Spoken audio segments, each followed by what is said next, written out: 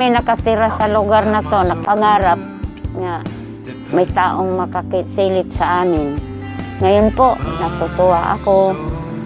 Buti naman, nandito kayo. Nakita mo kami. Ang tagal ko ng pangarap to. Na mayroon sa amin makatulong. Antipolo City.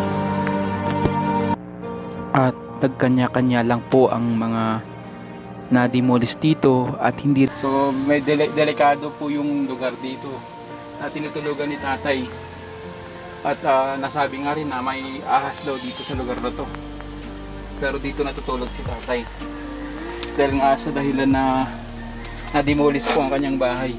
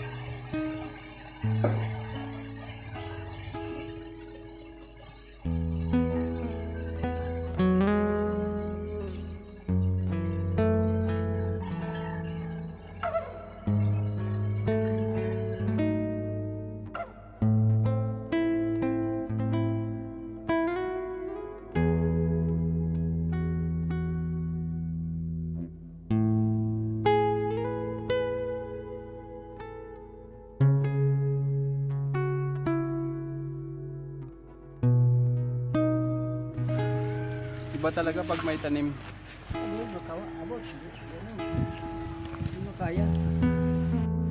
Balita ko tayo, itong lupa na to, papatayuan na ng building. Papatayuan na daw to ng building eh. Papatayuan na. Oh, pero ano pa naman, nung nakaraan na araw kasi nagsukat sila dyan. Maganda kung magtayuan. Magdikramo ako. Mahirap kapag butang kay kubo-kubo. Oh. At saka ano, malamang aabutin yung bahay niyo doon, tay. Yung kubo mo doon, aabutin yun. Abutin ni Sa sakop ng lupa nila. oh, abot ito. Kaya kan pumakuno sa talusiya pa man ni. Oo. Kung Manila tuhay naman kuno ni. Nung nakaraan kasi, dumaan yung ang surveyor. Papatayuan daw uli ito ng building. Kasi katapat ito ng Fatima School, di ba? Malapit lang din. Building lang, dili na. Oo, building na.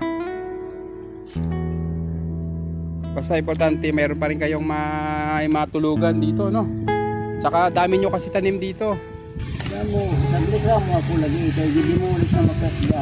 Di ba dati nga na nandun kayo, di ba nagbigyan din kayo ng ano, bayad? Bayad doon, 20. Tapos yung Tulisin lupa. Lupi naman sa ahon pera kay di pangpa sa mga bata. saka yung natanggap nyo, hindi rin naman sapat yun, maliit lang. Alam ko dahil. Pero sana hindi agad mapatayuan kasi sayang yung mga tanim mo. Kalamaan mo na. Hindi na ipatayuan. Building lang. Ito yung bahay. Bulbuan. Tanda na ito. Mahila. Tsaka, kamusta ka naman ngayon, tay? Kamusta ka ngayon? Yung, di ba dati may sakit ka, Ito mo sa wala na. Ina kong kantinin itme. Pero sa Pangita. katarata. Dokar kata. Pero hindi ka na nagsusuka ng ano. Kanay. Uksok ako sa dito ko sa gubat. Doon ako. Pero ngayon, kamusta ka na? Tulong na ka to eh. Wala na mo ba? Malaking bagay din. No? Nung una kasi, di ba? Nung unang pagkakakilala natin, nasa kabila ka pa noon. Ang bahay nyo. Nalala mo yun, tay? Ito ba na ito eh. Arnel. Ihi. Kayo. Hindi kayo hirap sa pag-ihi. Mahirap ako. Nahirapan kayo umihi. Pag may gagmay. Sa isang gabi asa makan 8 ihi. Pag may gagmay. O nahirapan ako. Hindi diretso. Ilang taon ka na ngayon, tay? 84. 84 na. Pero mabaskog pa. Malakas pa rin. Ano yan Oh, nakatanim-tanim pa si tatay, oh.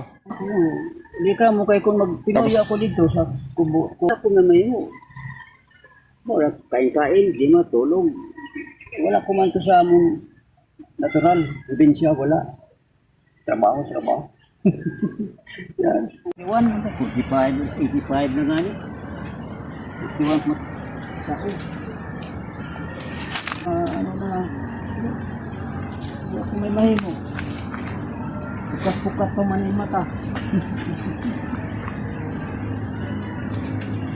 Pumunta si nanay dito kanina. Oo. Nagatid ng pagkain mo. Doon na ka taon. Ito na rin yung ano mo, tay, kusina, tay. Ito kusina mo. May mga laman to. Saan? Ito? Hindi, ito mga kaldero mo. Oo, tato may kanin dito. Wala. Ito. Ito. May kanin. Ay, dami pa. Ihapon na. Ini pansit. Ayan. Wala. Mga kuan, basiyo. Mga basiyo ito. Si tatay. Tatay, Hindi kami dumuli. ano nga ito, tatay, ano? Pangalan mo nga, tay? Nasayo. Yan si Tatay Nazario na balikan ko siya uli para bisitahin po ang kanyang lugar dito. Nanatili pa rin siya dito sa lugar na to. Pero dati po kasi dito siya. Dito yung bahay mo, tay, di ba? Kaya lang na-demolish at hindi naman siya na-relocate. Pero binigyan lang kayo ng parang ano, kahit pa paano, yung pinansyal doon sa may-ari ng lupa. Dito dati yung bahay nila, pinaalis sila hanggang sa naghanap si tatay ng matirhan. Kasi dati doon ka nga sa may ilalim ng bato, tay, no? Ito ko sa bato. Oo, kay laya ka po kay ano ba ito? Kumukuhan dito ng masyadong mga lasing. Oo. Saka delikado doon. Mahadlok o ma-nervous ako. Mga lasing dito sa Kabalyes. Yan, at saka nga, ito bahay ni tatay, oh. Ito bahay ni tatay, bahay kubo. Pero halos hanggat pinapayagan si tatay na tumira dito, mananatili siya dito sa lugar na to. Kaya nga sana, sabi ko nga, hindi lang sana mapapatayuan muna ng building to, itong lugar na to, para magamit pa ni tatay yung lugar na ito, matirhan niya, at yun nga, makapag-stay pa din siya muna dito. Pero ang nakita ko kasi dito sa bahay ni tatay, talagang naisip ko rin na gusto kong mabigyan ng tulong din sa pamagitan din po sana ng ating mga sponsor. Kung baka mayroong gustong tumulong, no? Ang gamit lang ni tatay ay trapal, tapos yung mga kawayan, kahoy, tapos maliit na higaan. Kaya nga medyo nakakaawa rin yung sitwasyon ni tatay. Pero si tatay ay isipin nyo, 84 years old na. Pero malakas pa rin, no? Tatanim-tanim.